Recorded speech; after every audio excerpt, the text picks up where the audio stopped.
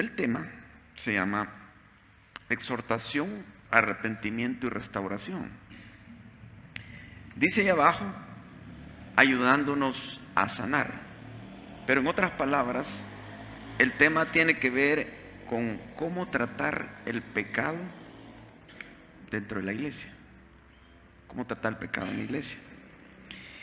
Y voy a utilizar primero este texto donde en 1 Corintios Pablo les hace referencia a un hombre de ahí de la iglesia que estaba viviendo con su madrastra y todos lo sabían.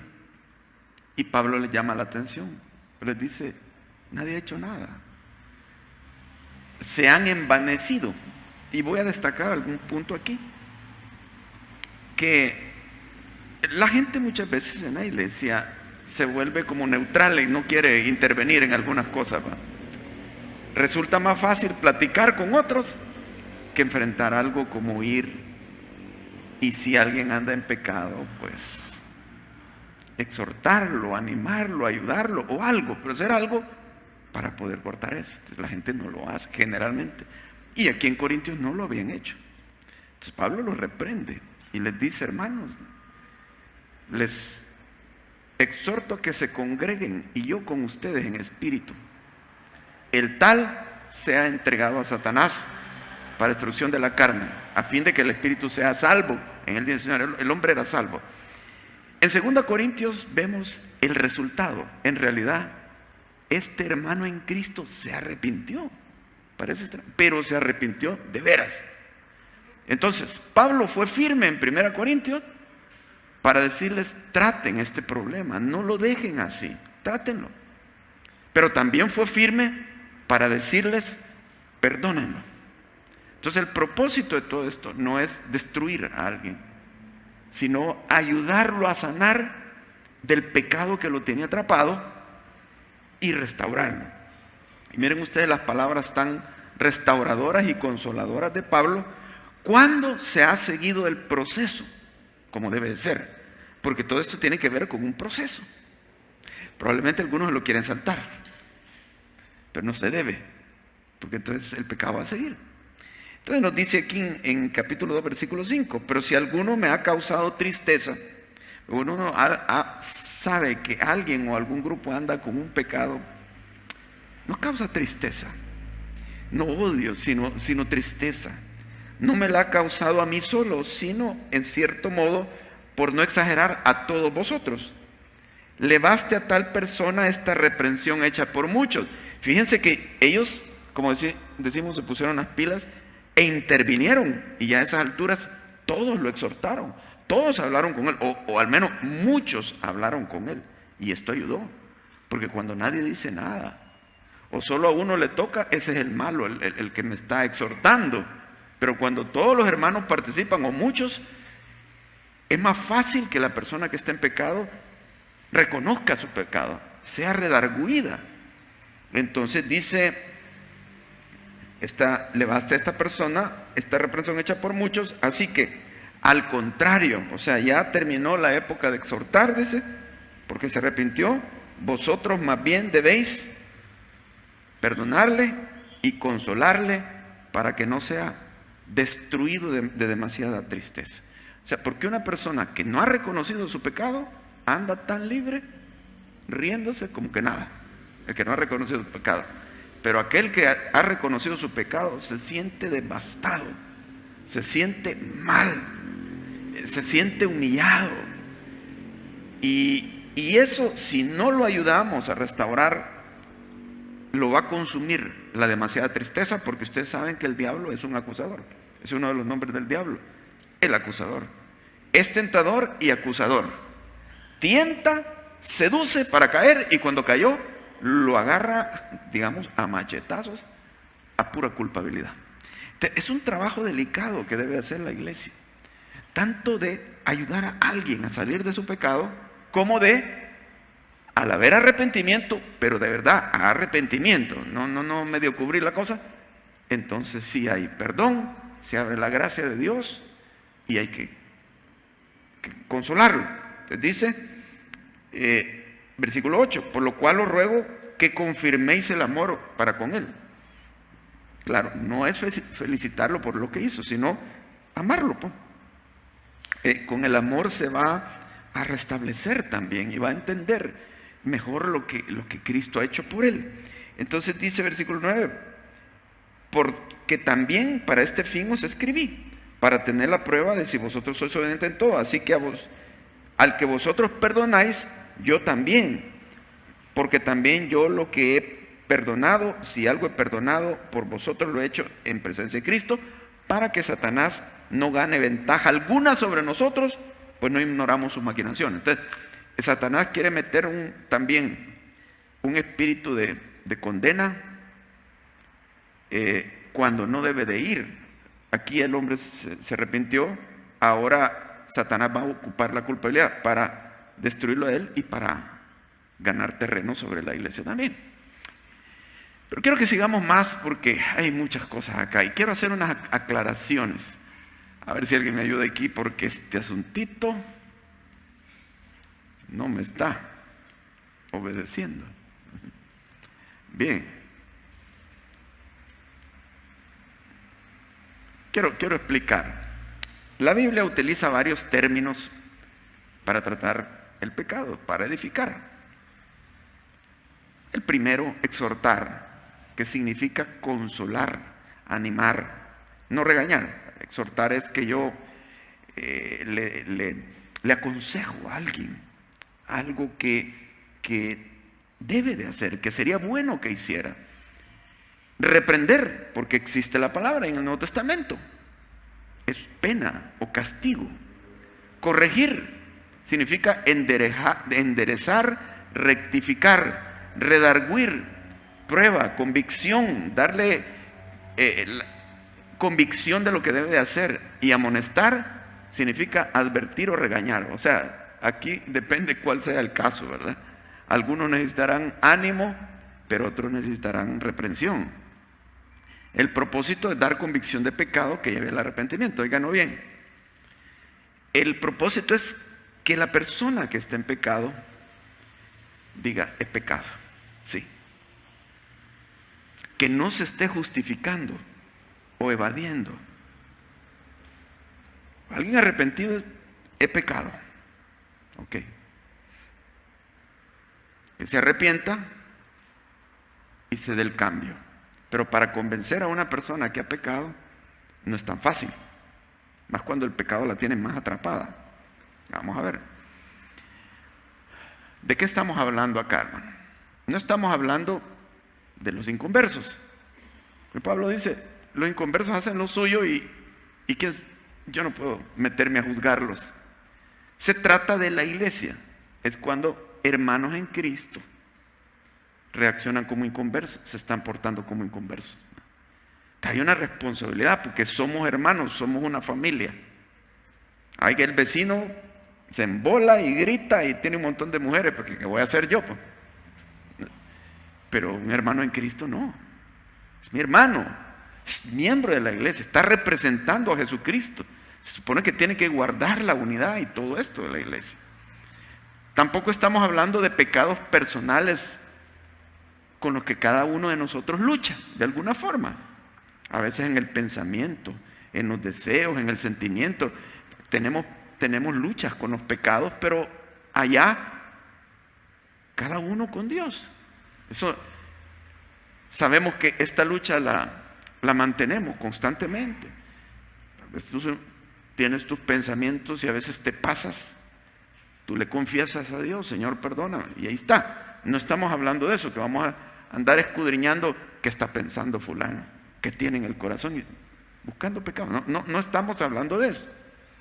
Tampoco estamos hablando de pecados pasados, que algunos cometieron esto, que otros hicieron lo otro.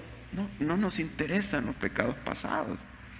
Cuando ya la persona los arregló y ya se los confesó a Dios, y lo que se ha visto de la persona es un cambio de vida. Y es una persona que ha ganado un buen testimonio, aunque en un pasado hizo cosas. Pero no sabemos. Yo no sé la vida de muchos de ustedes. No sé a saber qué hicieron hace 5 años, 10 años o algo así. Pero en lo que yo puedo ver, tengo un buen concepto. sería una actitud diabólica, estar buscándole pecados a la gente. Y diabólica digo porque el diablo es llamado el acusador. Él gana mucha ventaja con eso. No estamos hablando de esos pecados pasados, a menos que no se hayan resuelto, como por ejemplo, se trata de una deuda de hace 10 años. Ahí no se vale que, no, es que ya expiró, no pagó. Hermano, si de verdad te has arrepentido, paga esa deuda. Estamos hablando de pecados pasados ya arreglados, no pendientes. Entonces sí tiene que pagar la deuda para entender que de verdad se ha arrepentido. No estamos hablando de eso, hermano. Y vamos a ver varios casos, porque de lo que estamos hablando es de pecados vigentes, pecados en progreso, pecados que se están haciendo ahorita y que están afectando a otras personas. Aquí ya no se trata de mi pecado personal, que yo con Dios y estoy leyendo la palabra y estoy orando para poder superar este pecado, esta tendencia. No, ya esto es que no solo lo piensas y lo sientes, sino que lo haces. Y lo estás haciendo y está dañando, puede ser a la familia, puedes estar dañando a otro hermano en Cristo, o puede estar dañando ya el ambiente de la iglesia. A ese tipo de pecados me refiero en que nosotros debemos de involucrarnos en arreglar. Ahora, ¿qué es, qué es la restauración? Quiero decir, ¿qué es la exhortación? Y aquí exhortación voy a poner los sinónimos: amonestación, reprensión. ¿A qué se refiere? Esta es la manera de empezar a arreglar algo. Es una confrontación personal. Confrontación no me estoy refiriendo a que va a agarrar un machete. No. Es un hablar claramente, cara a cara, con la persona que anda en pecado. No es indirectas, no es reunirme con un grupito si en realidad tienes pruebas. No podemos llegar afirmando cosas que no son. Tenemos pruebas, tenemos porque lo que vamos a hacer es dañar si vamos afirmando una cosa que no es. A veces un llegar donde alguien, tal vez uno tiene, es preguntarle al menos, primero preguntarle, a ver.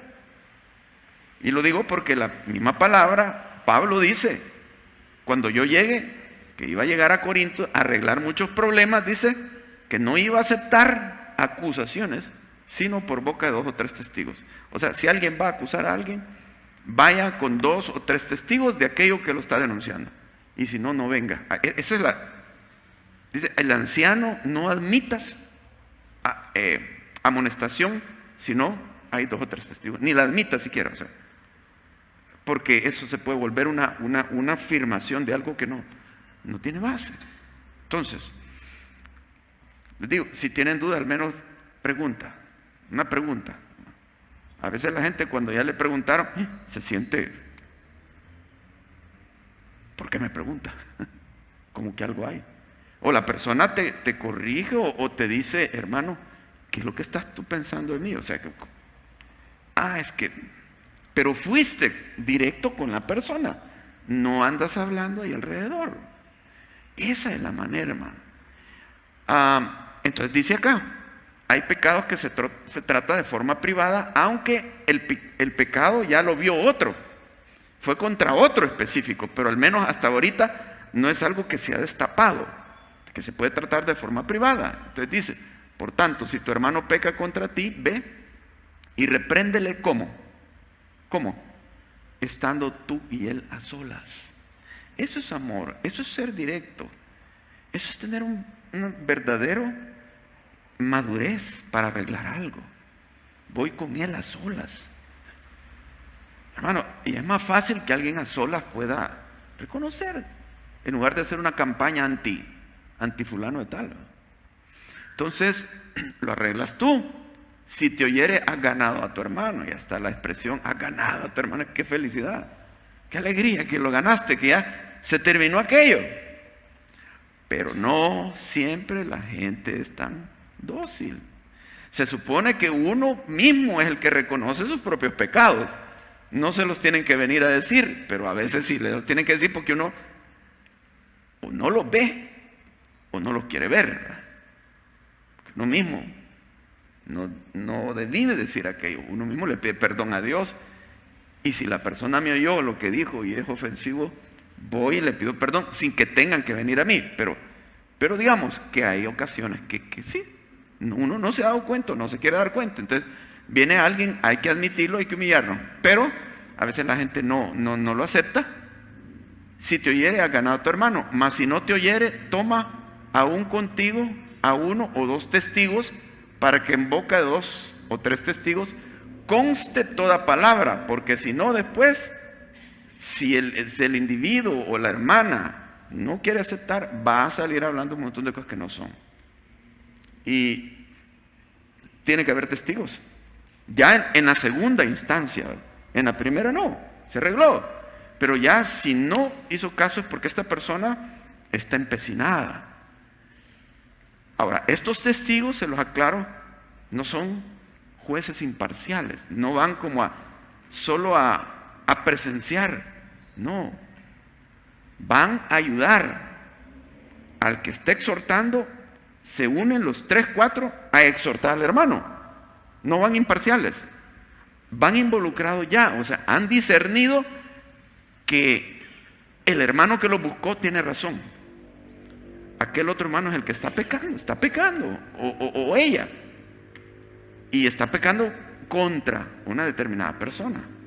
Van 2 o 3 testigos y dice, si no los oyere a ellos, dilo a la iglesia. A veces, miren, si alguien está haciendo algo malo, y llego yo, por ejemplo, y al hermano lo exhorto, le hago ver su pecado, pero hay otros que se lo celebran, ¿qué va a pasar, hermano? ¿Qué creen que pasa? El individuo no reconoce su pecado, porque hay otros que le dan la razón. Y hasta le felicito. ¡Wow! Va a seguir en lo mismo. Pero si los demás también, mira, tiene razón, hermano. Sí, mira, eso hay que dejarlo, no hay que seguir con eso. El hombre se ve cercado, o la hermana se ve cercada. Es como la corrección de los hijos en el hogar. Es decir, un día de estos, si el niño se está portando mal y la mamá lo quiere corregir, y el papá, no hombre, mujer, deja de fregar al hijo. Ay, déjalo, hombre, si está chiquito, que no sé qué. ¿Qué hace el niño? No cambia, porque hay alguien que lo está cobijando en esa actitud. Eso es malo. O sea, si hay una discrepancia entre los esposos, hablen aparte, pero a él le van a dar el mismo frente, unido, para parar su mala actitud. Entonces, es más probable que el niño se arrepienta cuando los dos presentan el mismo frente. Entonces, aquí estos 2 o 3 testigos participan, no como neutrales, sino que se involucran.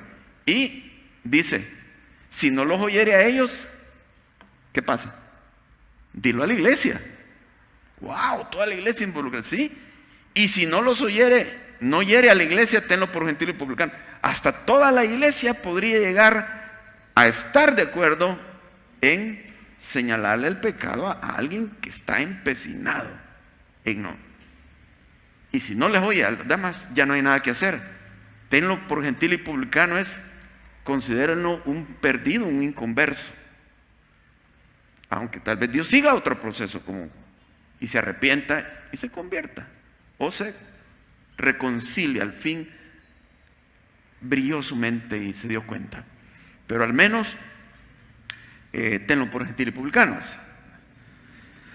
Ahora, en el caso de que está empecinado, se comenzó a tratar de forma privada, pero ahora ya es pública. Pecado reincidente, quizás no le llamaría yo reincidente, sino persistente. Y miren ustedes, este versículo es fuerte, porque a veces tenemos un falso concepto de ayudar a alguien. y no queremos confrontar lo que claramente es pecado, sino, como dice, cundundear la situación. Y no se debe, ni se puede, hermano. Esto es como esto, miren. O sea, el pecado en nuestra vida es terrible, hermano. Se arraiga. Uno se puede volver adicto a algo. Y sería como que el cuerpo tiene una herida. La herida está caliente, duele, y hay que sanar eso. Pero decimos, no quiero sufrir, entonces, ¿qué le hago a la herida? Me voy a tomar un acetaminofén. Y si no me pega, pues algo más fuerte. Y me voy a echar una pomadita. Muchas veces no se trata de eso, sino de abrir la herida y sacar el pus que hay adentro. Duele, pero hasta que eso no se haga, o sea, hasta que no haya verdadero arrepentimiento, no se va a sanar. Pero muchas veces es, que no me quiero meter en eso, ¿no? Tal vez ella sola cambia, porque eso, que el Señor la ilumine. Y el Señor Dios nos está diciendo, tú hazlo. No, hazlo tú, cámbialo tú. Tú tienes que exhortarlo, tú tienes que amonestarlo, tú tienes que acercarte. Él nos ha dejado eso a nosotros, pero queremos evadir. Y si no intervenimos, hermano, el problema se vuelve peor. Y se los predicaba este domingo pasado, en 1 Corintios, me parece que es el capítulo 6, donde habla, hermanos, que los cristianos, los miembros de esa iglesia, se han demandado ante los tribunales de los inconversos. ¿Por qué han llegado hasta eso? Porque todos los demás hermanos son neutrales y son de un pensamiento amplio. No intervienen. Si no se interviene, aquello se vuelve peor, hermano. Y Pablo le llama la atención a los corintios y les dice, qué vergüenza ya, que ustedes no hay ningún sabio entre ustedes, no hay sabios que intervengan y les ayuden a los hermanos a confrontar su situación y arreglarla. No hay nadie, que tienen que ir a buscar a los propios inconversos para que les ayuden a solucionar el problema. No puede ser, dice. ¿No se dan cuenta que ustedes van a juzgar a los ángeles? Bueno, mira lo que dice. A los que persisten en pecar. O sea, eso no se va a hacer así de primas a primera, porque podría ser hasta destruir a alguien que no está persistiendo, que sí está entendiendo su pecado y lo quiere abandonarlo. Pero aquellos que persisten en pecar es a los que ya se les dijo una y otra vez, se les advirtió, se les acercaron y siguen en eso. Dice, a los que persisten en pecar, repréndelos ¿cómo? Delante de todos, que a veces da vergüenza, pero eso tiene que ayudar a quitar el venda de los ojos, si es que en realidad tiene algo de sensibilidad todavía, ¿va? Repréndelos delante de todos para que los demás también teman, porque cuando alguien lo reprenden delante de todos los demás, ojalá no me vaya a pasar eso a mí, pues qué vergüenza sería que me lo hicieran a mí, ¿verdad? Da una atmósfera de temor, un temor beneficioso que nos ayuda a mantenernos lejos, ¿verdad? No es un temor para poner un mal espíritu ahí dentro de la iglesia, sino algo sanador. El temor a Jehová nos hace apartarnos del pecado. Entonces, claro, alguien puede decir, no, pero es que el hermano muy severo, muy duro. Repréndelo delante de todos. No, hermano, usted no tiene misericordia. No sabe que hay que hacer esto, hay que hacerlo. Aquí la palabra lo dice. No soy más espiritual yo que Dios. Dios sabe que se tiene que hacer. Y es porque ya previamente se ha avisado, ya se le dijo y siguen lo mismo. Entonces, repréndelo delante de todos. Hay pecado contagioso también, hermano. Y con este pecado hay que actuar también rápido. Hay varios temas que pueden contagiar. Al menos estos dos versículos que está aquí. Quizás antes de ese versículo quiero hacerle referencia a aquel famoso pasaje sobre la lengua, porque este es uno de los pecados tremendos también andar hablando cosas sin pruebas, andar haciendo acusaciones, difamaciones, calumnias de la gente. Y este pecado contagia, porque otros oyen y se lo tragan bien fácil. Como dice en el libro de Proverbios, que el chisme es como bocado sabroso, suave, o sea, rápido se come. Y muchas veces yo encuentro en las iglesias que son pocos los que detienen algo. Los demás se quedan oyendo, a ver qué más sabe. Es un puro chisme. Pero son pocos los que cuando alguien viene con un chisme, oye y dice, no, hasta aquí. O sea, no, por favor, no deberías de andar haciendo eso. No tienes ninguna prueba, estás a base de rumores, es una acusación fea, le paramos el carro. O si estás diciendo eso, vamos a hablar con la persona. Vamos a indagar y confrontemos, pues si tienes razón. Pero mucha gente, para tristeza, les digo, para tristeza mía, es que no lo hacen, sino que oyen y hasta como que comparten algo. Quizá, ¿verdad? Puede ser. Ay.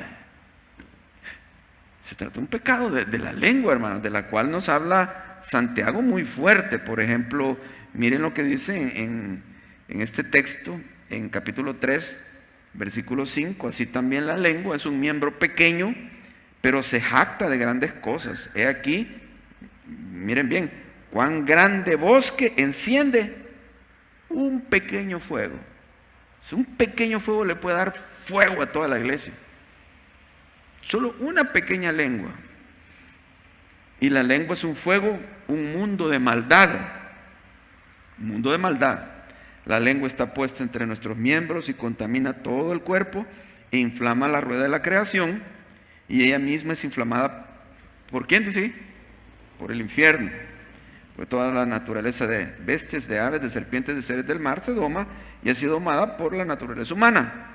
Pero ningún hombre puede domar la lengua, que es un mal que no puede ser refrenado, llena de veneno mortal. Por eso, si es que ningún hombre, es que nosotros no debemos de confiarnos, sino que debemos de vivir con un especial cuidado de nuestra lengua. Con ella bendecimos al Dios y Padre y con ella maldecimos a los hombres. Bueno, quedemos hasta acá. La lengua. Otra es la falsa doctrina. Dice, este testimonio es verdadero. Por tanto, miren esta frase fuerte, repréndelos duramente para que sean sanos en la fe. Alguien que anda alborotando con falsa doctrina, tienes que pararlo. Y si no hace caso, repréndelo duramente. Pablo usaba frases como a los judaizantes que andan contaminando a la iglesia con falsa doctrina, dice, a los cuales es necesario taparles la boca. Yo me pregunto, ¿y cómo tapársela? ¿Qué le hago para taparle la boca? Yo no sé, no sugiere qué, pero dice, a los cuales es necesario taparles la boca y repréndelo duramente. Lo otro dice, al hombre que causa divisiones. Ese es el otro pecado, muy contagioso. Al hombre o mujer que cause divisiones después de una y otra amonestación. O sea, claro, el proceso de amor, le han hablado, se lo han dicho y sigue provocando división, deséchalo, sácalo, échalo. No conviene que esté, no se va a detener. Pues la iglesia, el grupo va a sufrir una división por causa de una persona que anda alborotando. Deséchalo, sabiendo que el tal, y eso no lo digo yo, pues la palabra da el juicio, sabiendo que el tal se ha pervertido y peca y está condenado por su propio juicio. Ay, hermano, usted es muy duro. Hermano, no lo digo yo, es la palabra, así tiene que ser. Si no, no estamos arreglando nada. Entonces, no hay que ser ingenuos. Claro, hay que ser misericordiosos, pero la persona tiene que llegar al punto exacto de su arrepentimiento para mostrarle toda la misericordia de Dios. Hay pecado de muerte y no de muerte. Ustedes ya han leído este texto. Dice, si alguno viere a su hermano cometer pecado que no sea de muerte, pedirá y Dios le dará vida Esto es para los que cometen pecado que no sea de muerte. Hay pecado de muerte por el cual yo no digo que se pida. Está diciendo Juan, pecado de muerte y pecado que no es de muerte. El pecado que no es de muerte sería pecados que no es en sí el pecado, sino la actitud del que lo comete. Es un pecado que la persona está más propensa a arrepentirse. Muchas veces son pecados porque alguien es débil, cayó por debilidad. Pero el otro pecado es ya con alevosía, con premeditación. Sabe lo que está haciendo y persiste en eso. Y no tiene intención de parar. Entonces, la Biblia, y vamos a ver algunos casos, pero no los voy a leer porque sería muy largo. La apostasía es un pecado a muerte. En este caso se refiere a una muerte espiritual, a condenación en el infierno. Voy a utilizar este texto, pero no lo vamos a leer. Es aquel que dice que si pecáramos después de haber conocido la verdad, ya no queda más sacrificio por el pecado, sino una horrenda expectación de fuego. ¡Wow! Pero en este caso, la persona que comete ese pecado no fue salvo, no ha sido salvo. Ha pasado dentro de una iglesia y ha conocido la verdad de Dios y aún así la niega y persiste en desviarse a una falsa doctrina. Esta es una apostasía. Y muchas veces los apóstatas no van a volver, porque la Biblia dice, ya no queda más sacrificio por los pecados. O sea, si el sacrificio de Cristo no lo aceptas para que te salve, ¿cuál sacrificio te va a salvar? Ya no hay más. Solo el infierno. Nunca fue salvo. Otro caso es la profanación. En la iglesia de Corintios habían juicios debido a la manera como estaban celebrando la Santa Cena, sin discernir el cuerpo. Se embolaban el vino y Pablo les dice, cuando oigo de ustedes que se reúnen para la Santa Cena, dice, en medio de divisiones entre ustedes, celebrando la Santa Cena. Si la Santa Cena tiene el origen de que todos somos del mismo cuerpo, de Cristo que dio ese cuerpo por nosotros. Pero aquella iglesia está confrontada en una división.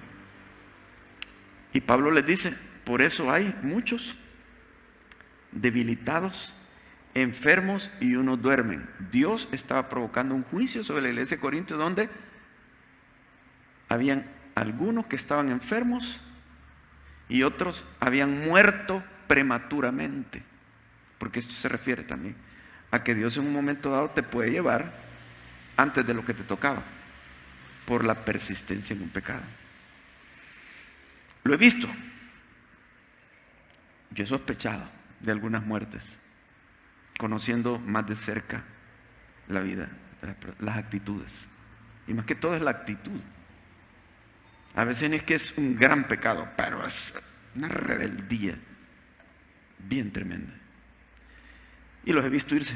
Y yo digo, ¿no será que? Y jóvenes.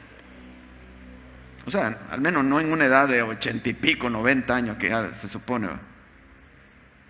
¿No será que? Existe. Ananías y Zafira también.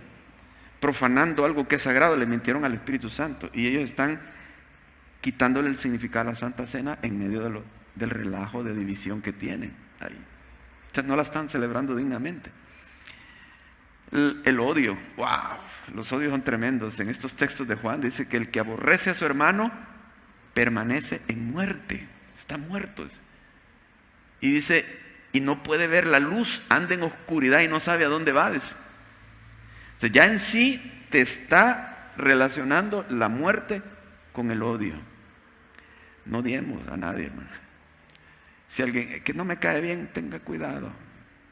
Si tiene un rencor ahí del cual no sale, no justifique el odio. Que eso puede darse, inclusive en la iglesia, odiar a ciertas personas. ¿Sí? Entonces, eso es un pecado también de muerte. la terquedad. Algunos caen por debilidad, pero otros se vuelven tercos. El caso del hombre de Corintio, que se había empecinado en seguir. Gracias a Dios se arrepintió, pero Pablo les anunció que si el hombre no se arrepentía, lo iban a entregar a Satanás para la destrucción de la carne. O sea, la iglesia iba a decir: no es cristiano, ya no vamos a andar detrás de él, exhortándolo, tratándolo como hermano, lo entregamos a Satanás, o sea, para destrucción de la carne. Entonces, pasemos a otro punto, el arrepentimiento. Algunos se arrepienten y otros no, otros fingen arrepentirse. Pero examinemos estos casos. Primero, hermanos, hay un mandato a toda la iglesia, que tenemos que intervenir en exhortarnos unos a otros, antes que sea demasiado tarde. Después viene cuando Dios confrontó a Adán y Eva, ¿qué respondieron? Y después viene lo del hijo pródigo. Veamos el primer texto. El mandato de Hebreos nos dice: antes exhortaos los unos a los otros cada día, entre tanto que se dice hoy. ¿Para qué? Para que ninguno de vosotros se endurezca en el engaño del pecado. El pecado puede engañar, engaña. O sea, el que peca cree que no está pecando y defiende y justifica y argumenta. Y se hace bueno para argumentar a modo de evadir su pecado. El pecado engaña y endurece. Al principio la gente tiene sensibilidad y se puede ir y exhortarle, y es más fácil que la persona retroceda y diga: sí, me equivoqué. Pero si nadie hace nada y ahí lo dejan, nadie quiere intervenir, nadie quiere decir nada. Hay que el pastor lo haga. Y cuando el pastor lo hace, él es el malo de la película. Y los demás son buenos, porque no le han dicho nada. Pero ¿para quién es el mandato, hermanos? ¿Qué dice? Para todos.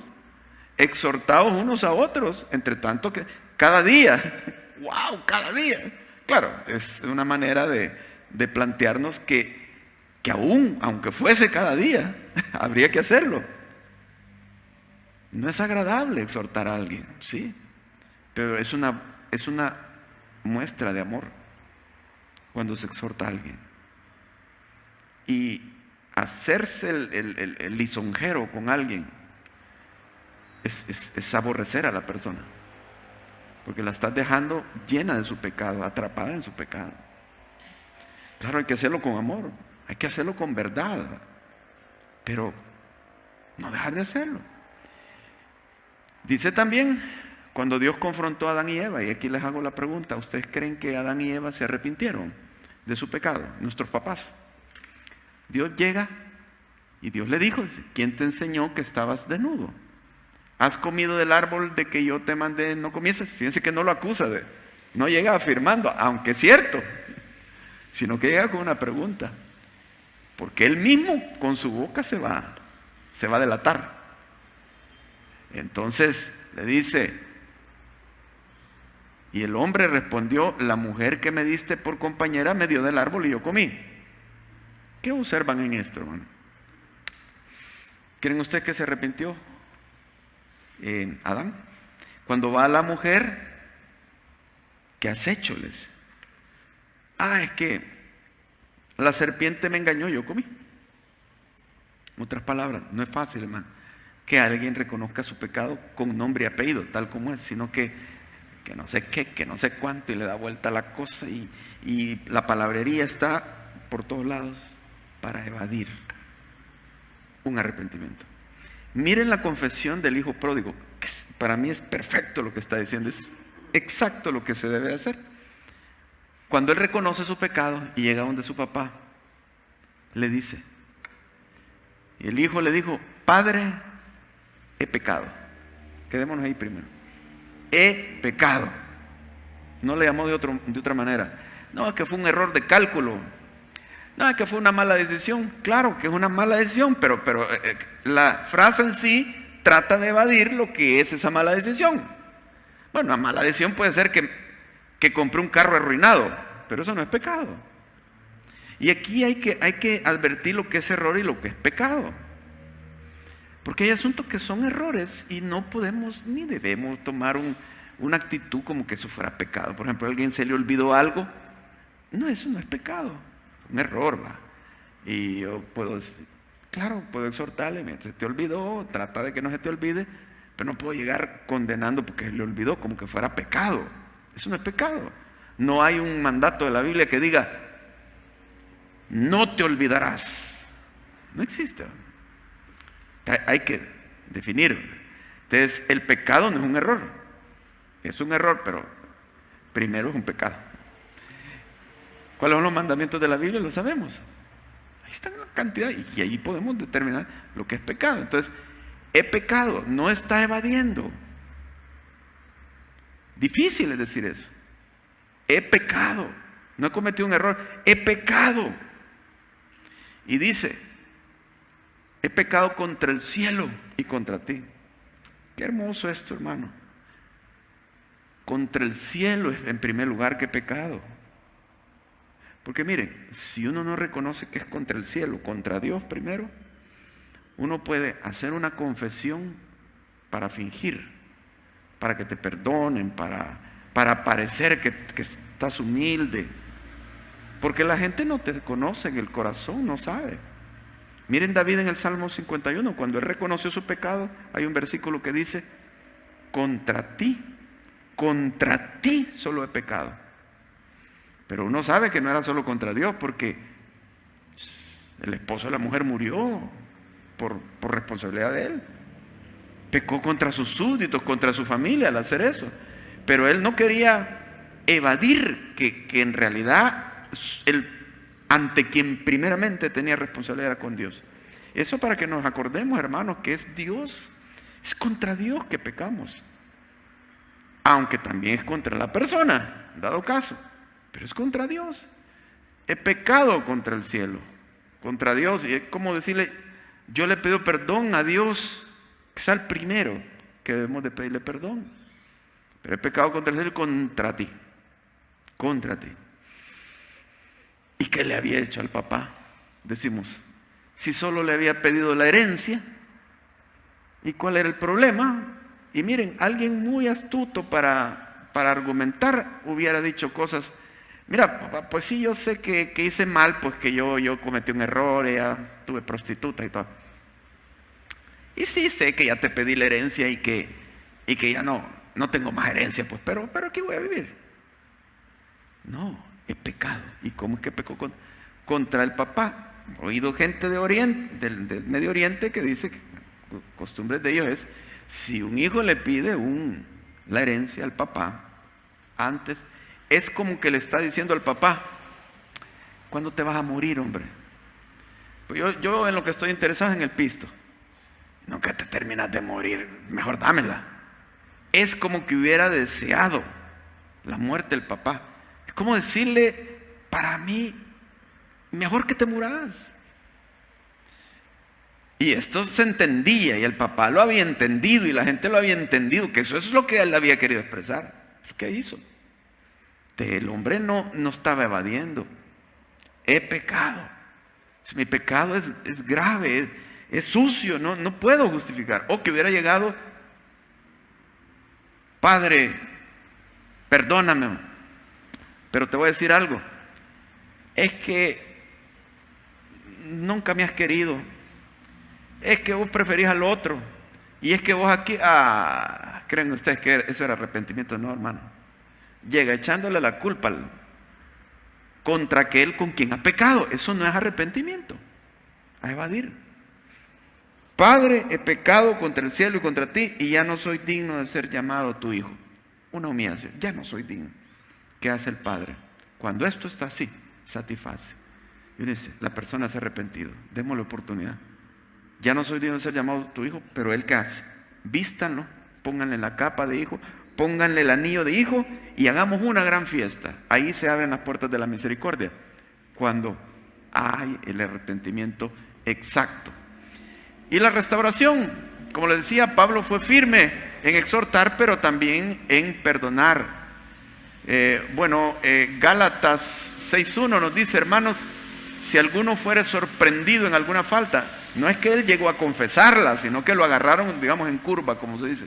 Vosotros que sois espirituales, restaurarle con espíritu de mansedumbre, considerándote mismo, no sea que tú también seas tentado. No todos están capacitados para restaurar. Aquí estamos hablando ya de un proceso.